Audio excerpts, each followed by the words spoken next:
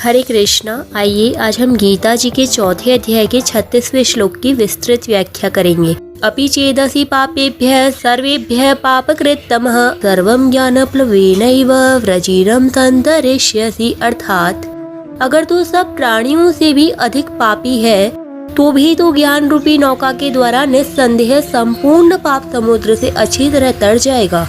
व्याख्या है, अपि चेदसि पापेभ्यः सर्वेभ्यः पापकृत्तमः। पाप करने वालों की 3 श्रेणियां होती है। एक, पापकृत अर्थात पाप करने वाला। दूसरा, पापकृत्तर अर्थात 2 पापियों में से एक से अधिक पाप करने वाला। और पापकृत्तम अर्थात संपूर्ण पापियों में सबसे अधिक पाप करने वाला। यहाँ पापकृत्तम पद का प्रयोग करके भगवान कहते हैं कि अगर तू संपूर्ण पापियों में भी अत्यंत पाप करने वाला है तो भी तत्व ज्ञान से तू संपूर्ण पापों से तर सकता है। भगवान का यह कथन बहुत आश्वासन देने वाला है। तात्पर्य है कि जो पापों का त्याग करके साधन में लगा है उसका तो कहना ही क्या है, पर जिसने पहले बहुत पाप किए हों उसको भी जिज्ञासा जागृत होने के बाद अपने उद्धार के विषय में निराश नहीं होना चाहिए। कारण कि पापी से पापी मनुष्य भी यदि चाहे तो इसी जन्म में अभी अपना कल्याण कर सकता है। पुराने पाप उतने बाधक नहीं होते जितने वर्तमान के पाप बाधक होते हैं।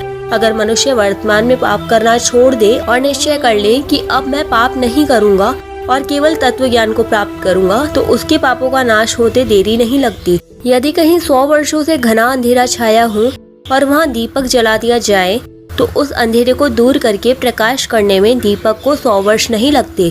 प्रत्युत दीपक जलाते ही तत्काल अंधेरा मिट जाता है। इसी तरह तत्व ज्ञान होते ही पहले किए गए संपूर्ण पाप तत्काल नष्ट हो जाते हैं। चेत पद देने का तात्पर्य है कि प्राय ऐसे पापी मनुष्य परमात्मा में नहीं लगते, पर वे परमात्मा में लग नहीं सकते ऐसी बात नहीं है। किसी महापुरुष के संग से या किसी घटना, परिस्थिति, वातावरण आदि के प्रभाव से यदि उनका ऐसा दृढ़ निश्चय हो जाए कि अब परमात्मा तत्व का ज्ञान प्राप्त करना ही है तो वे भी संपूर्ण पाप समुद्र से भलीभांति तर जाते हैं। 9वें अध्याय के 30वें 31वें श्लोकों में भी भगवान ने ऐसी ही बात अनन्य भाव से अपना भजन करने वालों के लिए कही है कि महान दुराचारी मनुष्य भी अगर यह निश्चय कर ले कि अब मैं भगवान का भजन ही करूंगा तो उसका भी बहुत जल्दी कल्याण हो जाता है। सर्वम ज्ञानप्लवेनैव व्रजिनं संतरिष्यसि। प्रकृति के कार्य, शरीर और संसार के संबंध से ही संपूर्ण पाप होते हैं। तत्व ज्ञान होने पर जब इनसे सर्वदा संबंध विच्छेद हो जाता है तब पाप कैसे रह सकते हैं। मूला भावे कुतः शाखा।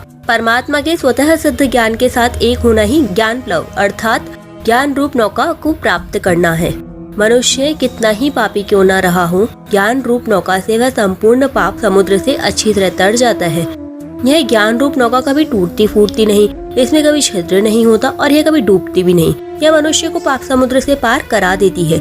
ज्ञान यज्ञ से ही यह ज्ञान रूप नौका प्राप्त होती है। यह ज्ञान यज्ञ आरंभ से ही विवेक को लेकर चलता है और तत्व ज्ञान में इसकी पूर्णता होती है। पूर्णता होने पर लेश मात्र भी पाप नहीं रहता। यहाँ परिशिष्ट भाव यह है कि यहाँ भगवान ने पापेभ्य सर्वेभ्य पापकृत्तभ्य पदों से पापी की आखिरी हद बता दी। यद्यपि पापेभ्य पद बहुवचन होने से संपूर्ण पापियों का वाचक है, फिर भी भगवान ने इसके साथ सर्वेभ्य पद दिया। सर्वेभ्य पद भी संपूर्णता का वाचक है। ये 2 पद देने के बाद भी भगवान ने पापकृत्तम पद और दिया है जो अतिशयता का बोधक है। पहले पापकृत होता है और फिर पापकृत्तर होता है और फिर पापकृत्तम होता है। तात्पर्य निकला कि संपूर्ण संसार में जितने भी पापी हो सकते हैं उन संपूर्ण पापियों से भी जो अत्यधिक पापी है उसको भी ज्ञान प्राप्त हो सकता है। कारण कि पाप कितने ही क्यों न हो वे है असत ही, जबकि ज्ञान सत है। सत के आगे असत कैसे टिक सकता है। पाप अपवित्र है जबकि ज्ञान परम पवित्र है। अपवित्र वस्तु पवित्र वस्तु को कैसे अटका सकती है। अतः पापों में ज्ञान को अटकाने की ताकत नहीं है।